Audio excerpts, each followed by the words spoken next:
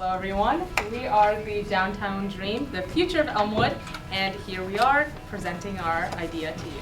Today we had our urban plan competition here. My students for about 6 weeks have been working on a fictitious redevelopment of a historic town called Yorktown, and they have the Elmwood district, and they are responsible for redeveloping a 6-block area to win a contract from the City Council.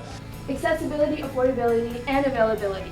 Those are our three main components, because what makes our Elmwood unique is that we strive for the people. We focus on the residents. It takes about 15 or 16 classes or so, starting from just learning about urban planning and planning in general, to where they're actually using Legos and digital site plans to build this fictitious part of the city. Certain requirements they have to fill, for example, they have to keep a couple of historic buildings or choose to knock them down, provide some retail space, a certain amount of affordable housing, a rate of return for the developer and the city. So it's a very challenging but worthwhile project. I think the best part of this entire day is the fact that they could leave this building and look out on Route 18 and see exactly the type of stuff that they've been studying in class and putting projects together and dealing with the same exact issues that we deal with in the township. All of these roles are things that are happening as we speak, and they could leave this building and see it right in front of them. The one thing I like about the project a lot is it teaches the students a lot about professionalism,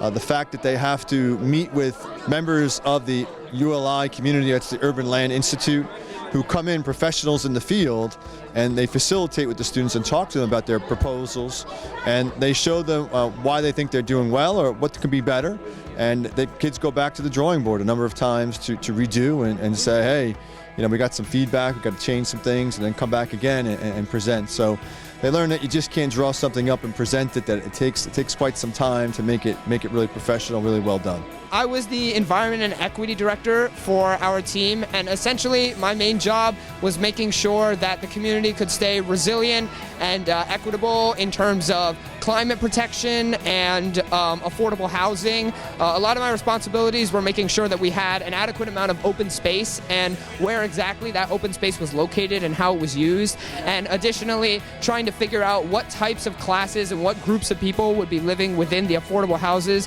in order to try and create a more equitable Elmwood district.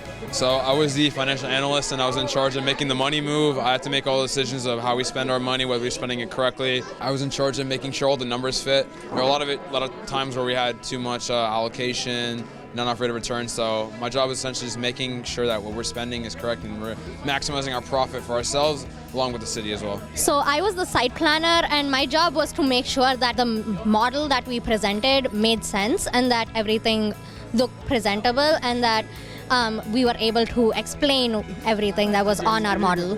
I was the neighborhood liaison, and my job was to look through the neighborhood letters and see what the different types of people that lived in this neighborhood, and to see what which each group wanted. What did they actually look for in this community? Did they want retail shops? Did they want more open space? What age groups were there? So that helped us develop a target tenant list. And the recreational facilities that we have, the amount of podiums we have, that was basically what I had to look after. I was the marketing director, and in layman's terms, I just had to sell this puppy.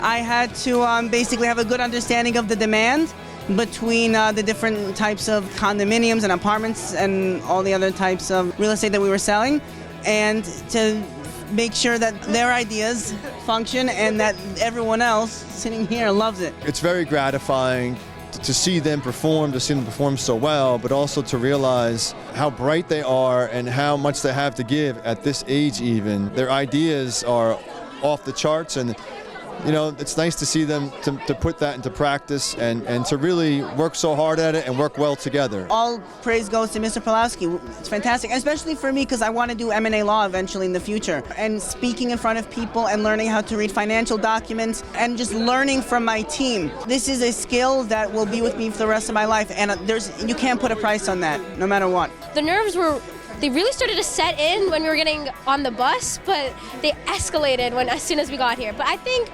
overall, once we started presenting, we all are pretty good public speakers, so we all knew what we were doing, and I think we executed it perfectly, even though the nerves were extremely high. Looking around at what's going on in the state right now in terms of development and redevelopment, I think that this ULI program is something that a lot of other towns in the region would probably want to adopt if given the opportunity.